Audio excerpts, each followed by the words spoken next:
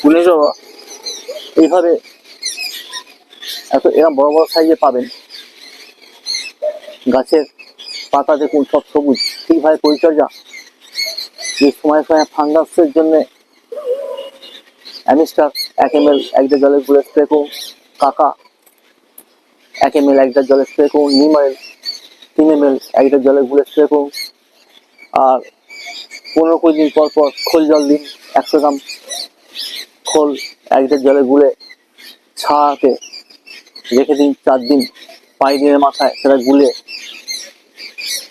চা কাপের 1 কাপ 1 জলে 1 ফ্রেশ জলে গুলে সেই জল প্রতিটা টবে 1 কাপ 1.5 কাপ করে দিন। তাহলে গাছের গ্রোথ ভালো থাকবে আর গাছের ফুল এইভাবে আসবে।